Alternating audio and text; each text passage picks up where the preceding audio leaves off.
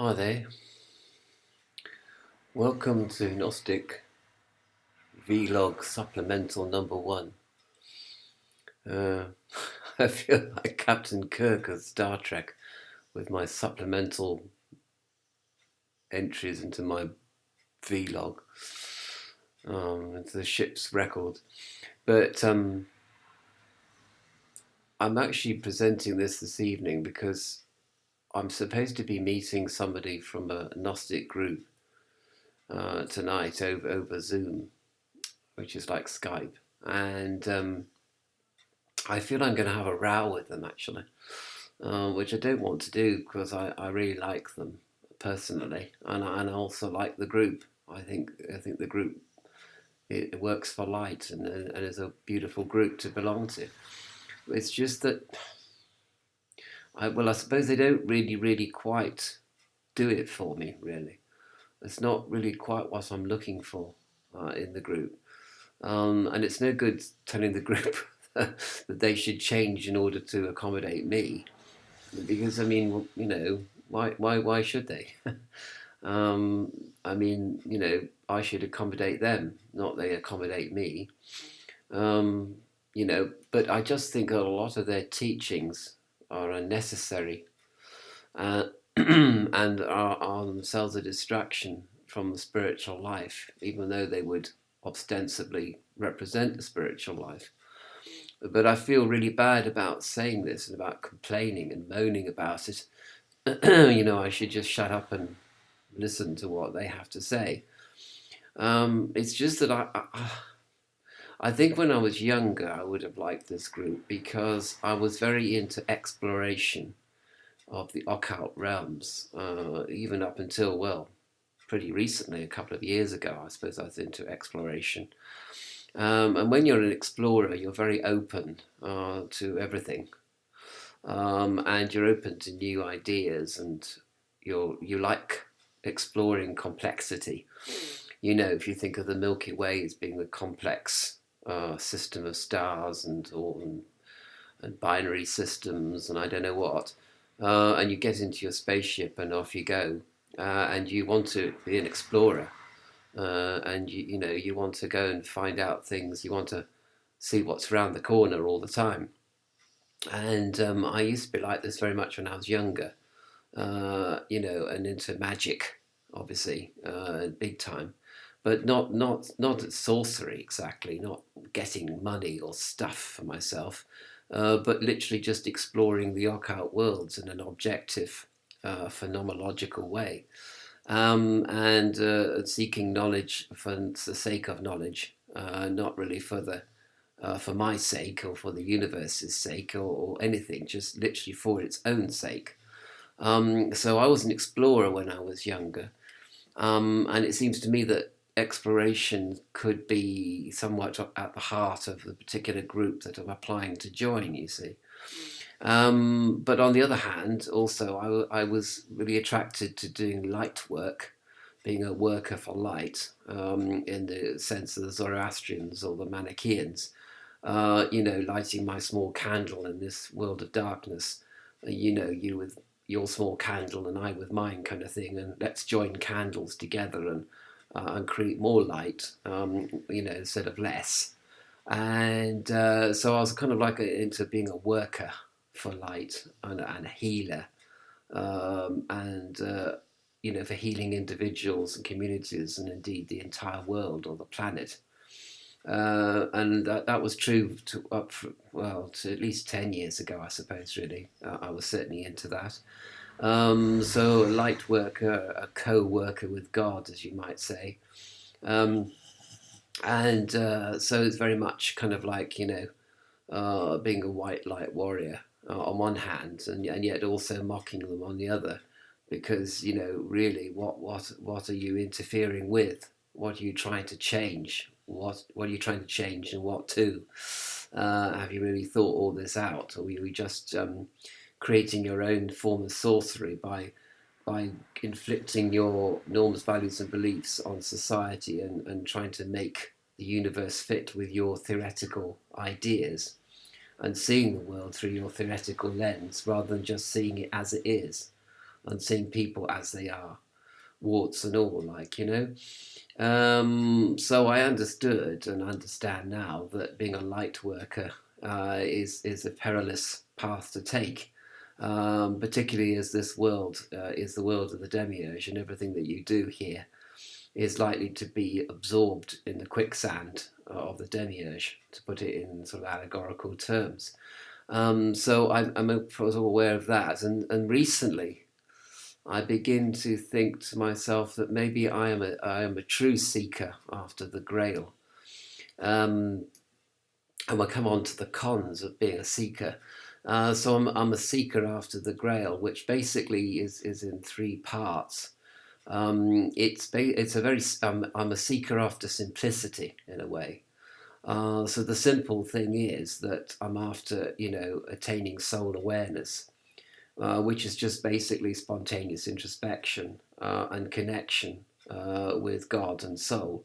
Not by doing anything particularly special, but just by becoming quiet and concentrating on soul and attaining soul awareness, because that is the vision that one has of the Grail and of one's exit out of this world. And it's not that this world is right or wrong, it's just the wrong world for soul. And it cannot contain soul, and soul is looking for a way out, and to be free of the distractions of this world. So that is something that I'd like to focus on. And in relation to that, well, that's certainly one level, which is a sort of transcendental level. Because you see, coming back to this, being a light worker on one hand and being an explorer of the occult realms on the other, I was very much aware that it wasn't doing me any particular good. I was still having psychological problems with my rage on one hand, and yet I was being sort of idealistic on the other. So there was a big split between the idealistic me, the part of me that I would have liked to have been, and the part of me that actually was, which was this very aggressive, angry person that was on the road to nowhere through self-harm, and my anger was also frightening other people as well and causing upset to other people. And I mean, on one hand, you could say, well, that's okay, because people need upsetting and perhaps they need to kick up the pants, but I wasn't doing myself any favors by taking on this role of aggressive Zen master. When I'm much more into gentleness for teaching people than aggression. I don't think you achieve anything through aggression. I think you achieve something through gentle assertiveness rather than through violent aggression. So I've never really believed in these aggressive Zen masters.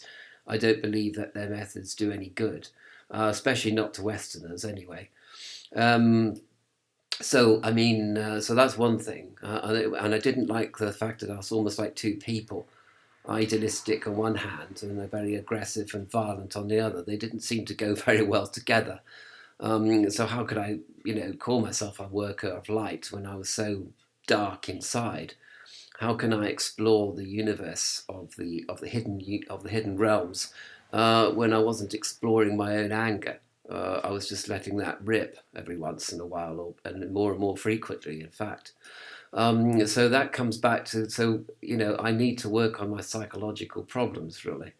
And this is something which, so I need to work on the psychological level as well as a spiritual level, you see. And I say this because I think that's probably true of a lot of people. That as well as the spiritual level, you need to work on the you need to work on integration rather than disintegration. So it's no good being idealistic on one hand if you haven't got your own house in order on the other. If your own personality is disordered, then how the hell can you expect to work for compassion and order in this world? It doesn't make any sense. So that's one thing. And the third thing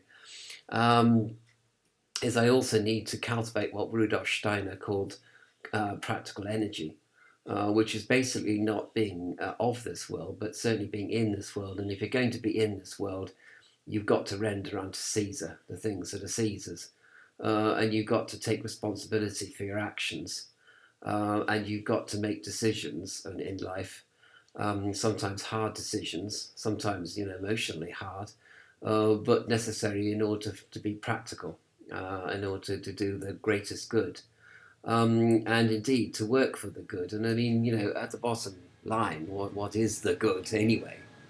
It's not to mess people about, it's not to cheat people, and it's not to harm people, do no harm, and that is really the good in threefold.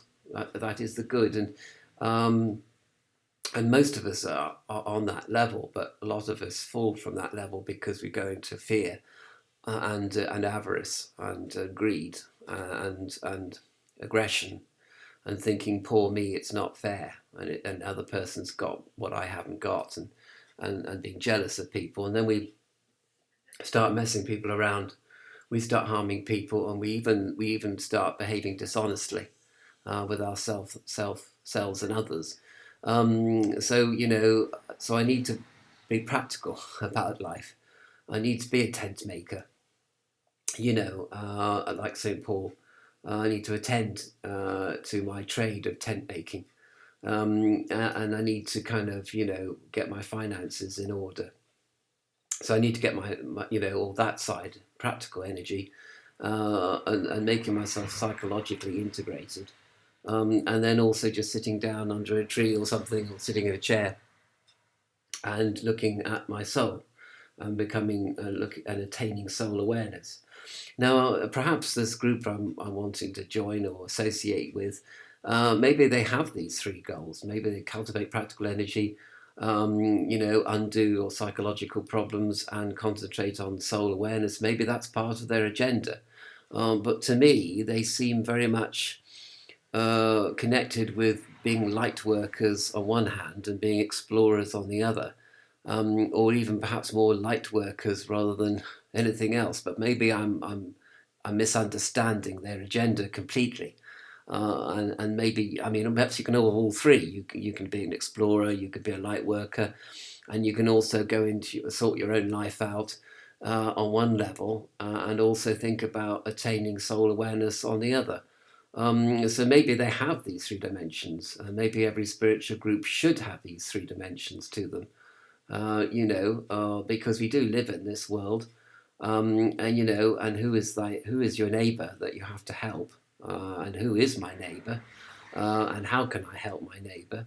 Who is my neighbour that I have to love, even as myself? And this is the question that people ask Jesus. I mean, who is our neighbour? Who is your neighbour? Who is the person you've got to help? Is it all humanity, or is it the person you meet on the road? Or is it your partner, your family, your children, your siblings? I mean, who is it that you are supposed to love in that sense, on the practical level, and picking them up when they get hurt, and binding their wounds and giving them new garments and all this kind of stuff. And I mean, how to be the good Samaritan, but anyway, so I don't know. Perhaps I won't have a row, a row this evening, because maybe I'm just, I'm misjudging this group completely, and misunderstanding them totally, and that there really isn't any conflict between me and them at all. That we basically are all saying the same thing, just in different language. And maybe the problem, I think, is one of language and nomenclature and terminology, rather than basic principles. That basically we all have the same, abide by the same principles. We all have the same objective. We all know what the good is, and we all know what the challenge is, and we all know what integration is. But we're all just using different language, and different terminology. And I suppose really we should all just sit down together and try and discuss what it is that we all do believe in. Or maybe we'll find that despite all our different terminologies and nomenclatures, and that we are all basically singing off the same hymn sheet, really. It's just that it seems like we're not, but we actually are. And so therefore, it could be that I don't have any sort of row at all this evening, but I kind of feel, I've every time they kind of talk and every time they give talks and presentations, I sort of have this kind of like grating feeling in my teeth, as if they're not quite there. They're not quite sort of thinking what I'm thinking. But to be an explorer or a spiritual seeker, I suppose you do have to have an open mind, really, because otherwise, if you're just a seeker after the Grail, it could be that you're one of these very obsessive people, and you're just looking for the one thing, and nothing satisfies you. Nothing is the Holy Grail, and you're kind of looking here, and you're looking there, and you're saying, no, that's not the Grail, that's not the Grail, and you're not never satisfied. When perhaps actually, the truth of the matter is that everything is the Holy Grail, and everything is a path up the mountain, and you're just creating division where there should be unity, really. You're just dreaming up division and trying to split hairs, instead of looking at the whole picture. And so I don't really know. Sometimes I feel that, and sometimes I think, no, I'm sort of justified in having certain qualms about the way that the people are going and direction that they're going. I certainly had qualms about my own direction and the language that I was using. And certainly YouTube had qualms because YouTube, got rid of my whole channel, based on the language that I was using and the symbology that I was using, which they took great exception to. So who am I to talk about, using the right language? Because, YouTube, Google management didn't think I was using the right language, and they wished to convey that to me in no uncertain terms, and then finally to, take away all my videos, because they didn't like what they were saying and the way the things were being said on them. Which is fair enough because this network, it's not your network, it's not my network. It does belong to the management of Google and YouTube, and that's it. They have the final word. It's their virtual space. It's not your space. It's their space. So you're only here on sufferance. They're only here because they let you, and you have to agree to certain terms and conditions. And if you break those terms and conditions, and they find out, then obviously they can no longer work with you, and promote be a platform for your views, if they really really can't or stomach them. And you could say, well, I'm on the side of the angels, really, to which they would reply, really. And there's not much you can say to that, really. And certainly you can't really argue with a bot, I suppose, with an algorithm anyway. The algorithm just does what it's programmed to do, and that's an end to it, really. But having said that, I mean, YouTube and Google are pretty broad-minded. You must admit that they are as broad-minded as they possibly could be, and they do want to provide a channel for people's views. It's just that that obviously there are limits. Anyway, I'm not saying that the group I'm joining has perpetrated a destruction of limits of common decency or terms and conditions of any network at all. It's just that I have a problem with them, perhaps, or do I have a problem with them at all? Anyway, so I'll keep you, and I present all this really because I think it has relevance to a lot of people that are using YouTube services, that have different agendas going on, and that are there seekers or the explorers, or are there workers for good, or even workers for evil instead, or they're projecting their psychology onto YouTube, or looking for soul awareness on YouTube, or even just trying to be of practical help to people. There's lots of people. So these views that I'm sort of talking about here could be of use to you as well as a viewer. And anyway, on Friday, I'll tell you what happened tonight, and whether I stormed out of this meeting, with a curse on both your houses. But which, if you curse people normally, you find actually you're cursing yourself really at the end of the day. Because are you cursing something which is actually in yourself that you're projecting onto other people?